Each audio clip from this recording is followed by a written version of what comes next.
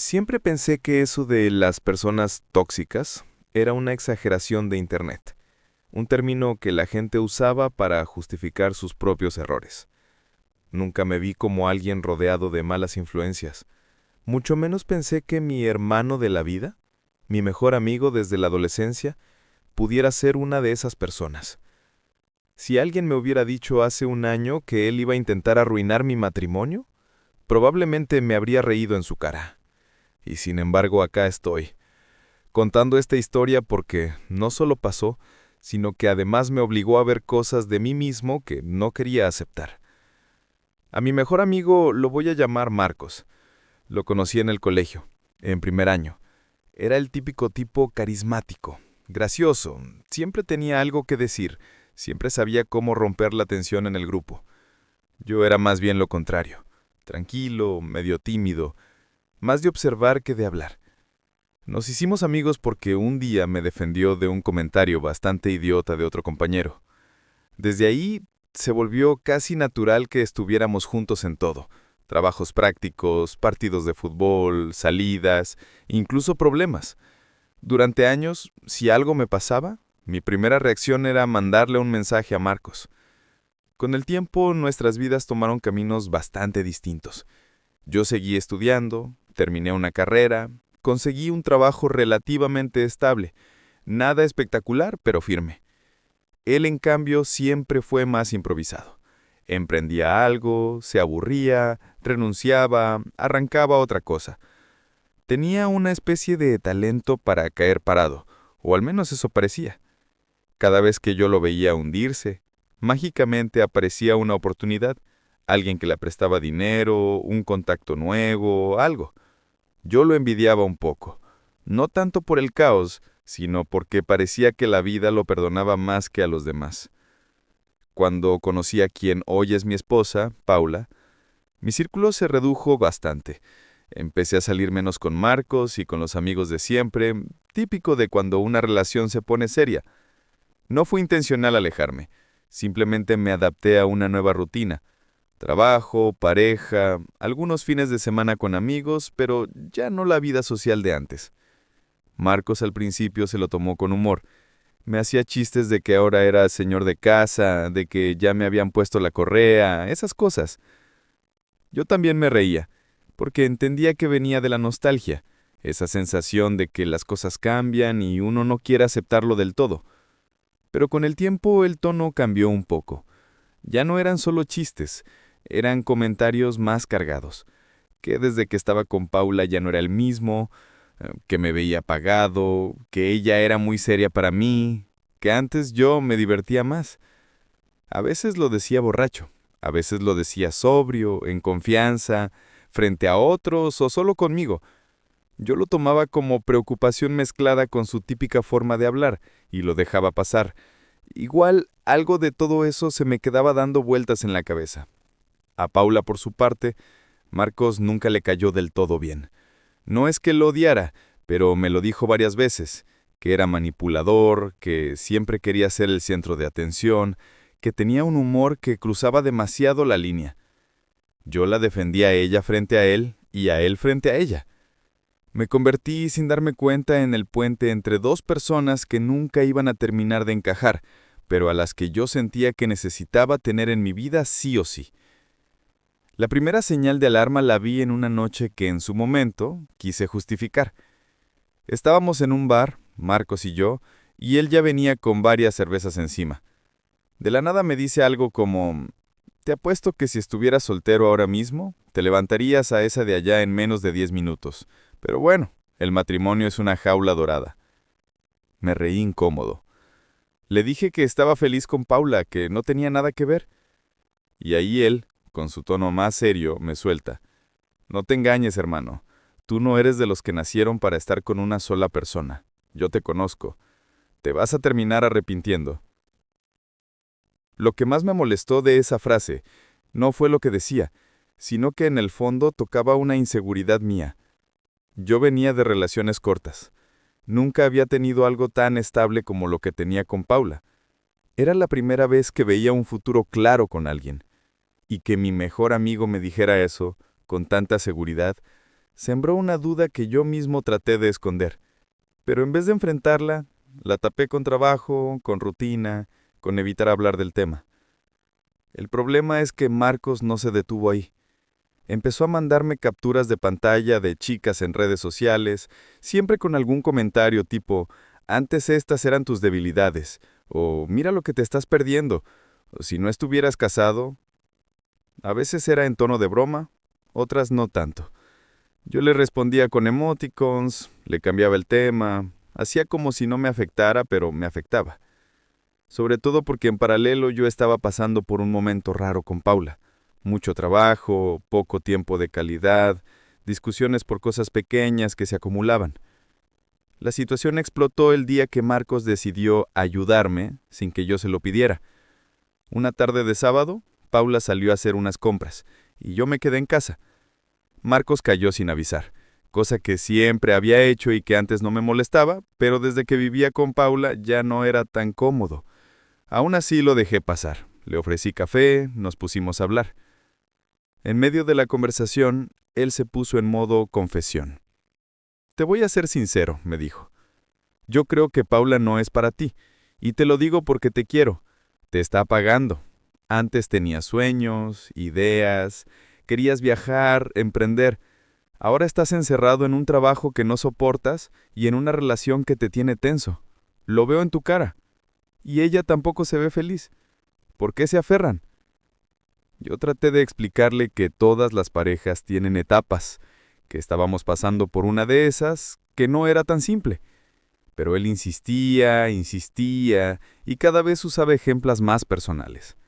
Me recordó cosas que yo le había contado en confianza sobre discusiones que había tenido con Paula, sobre momentos donde me había sentido incomprendido, incluso sobre dudas que había tenido antes de casarme.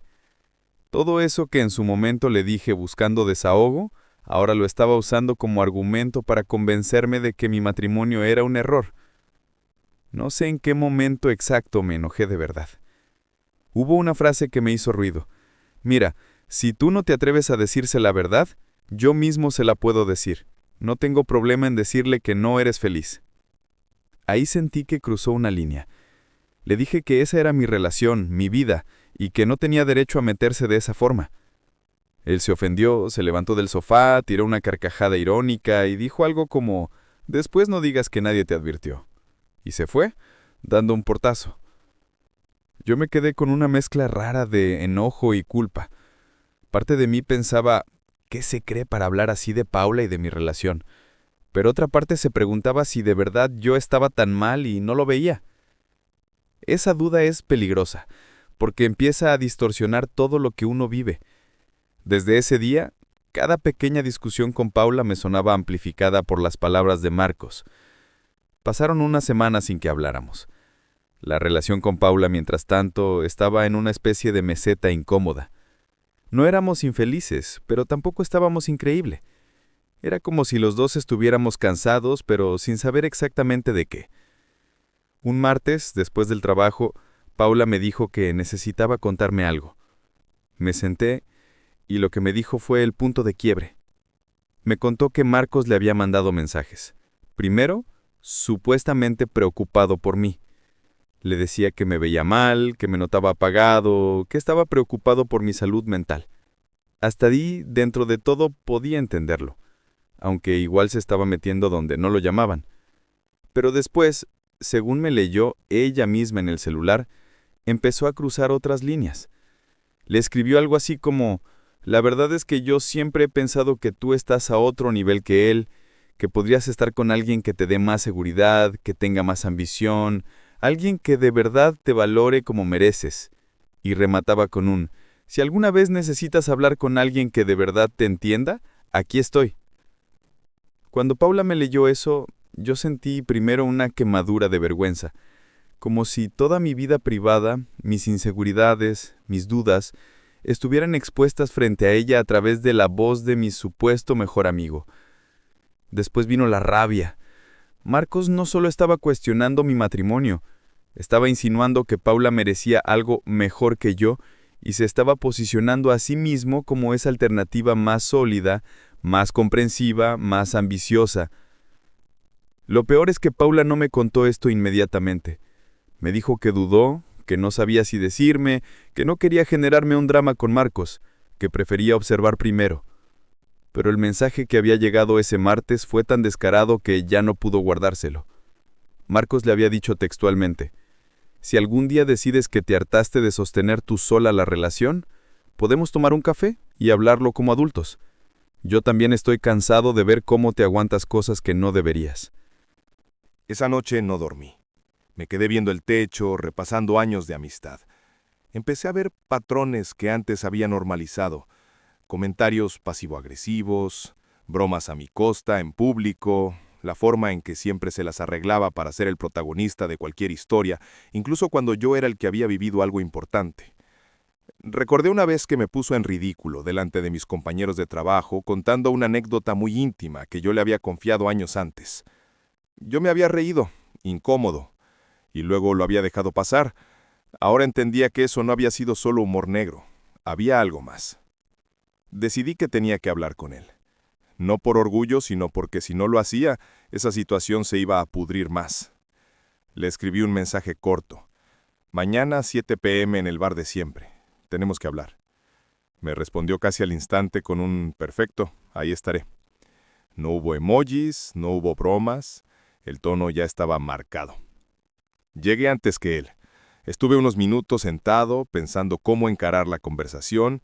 Parte de mí quería gritarle en la cara, llamarlo traidor, decirle que se alejara de mi vida para siempre, pero otra parte, más racional, quería entender qué lo había llevado a hacer algo así, no porque buscara justificarlo, sino porque necesitaba cerrar el círculo, entender si todo había sido una farsa o si en el medio también hubo algo genuino. Cuando llegó, traía esa sonrisa de siempre, pero se notaba que era más una máscara que otra cosa. Se sentó, pidió una cerveza, me miró y me dijo: «Bueno, supongo que Paula te mostró los mensajes». No me dio tiempo ni de hacer una introducción, directo al punto, como si él también supiera que ya no había espacio para rodeos. Le dije que sí, que me los había mostrado y que necesitaba que me explicara qué carajo estaba haciendo. Intenté mantener la voz firme, aunque por dentro me temblaba todo. Él se encogió de hombros y dijo algo que me descolocó. Alguien tenía que decir la verdad. Tú no lo vas a hacer. Tú te conformas con sobrevivir. Ella merece saber que podría estar mejor. Ahí sentí una mezcla rara de indignación y humillación. ¿Quién era él para decidir lo que Paula merecía o dejaba de merecer? Le dije que una cosa era opinar como amigo y otra muy distinta era meterse a sabotear una relación desde adentro, posicionándose como la opción alternativa. Le pregunté si le gustaba a Paula, si todo esto había sido, en el fondo, un intento de acercarse a ella. Su respuesta fue un silencio muy largo. Bajó la mirada, jugó con el vaso, respiró hondo. Finalmente me dijo: «No es tan simple. Claro que Paula me parece atractiva, no soy ciego, pero no es solo eso. Yo siempre sentí que tú no la valorabas lo suficiente. Me contabas tus dudas, tus peleas, las cosas que te molestaban, y yo veía cómo ella ponía el hombro en todo. Me cansé de verte arrastrarte por una vida que no es para ti. Y sí, quizás pensé que si todo se caía, yo podría estar ahí para ella. No voy a negarlo». Esa confesión fue como un puñetazo, pero también fue brutalmente honesta. Y ahí, aunque parezca raro, algo dentro de mí hizo clic. Me di cuenta de que en todo este teatro, él estaba haciendo algo horrible, pero no lo estaba haciendo desde la nada. Lo estaba haciendo con materia prima que yo mismo le había dado.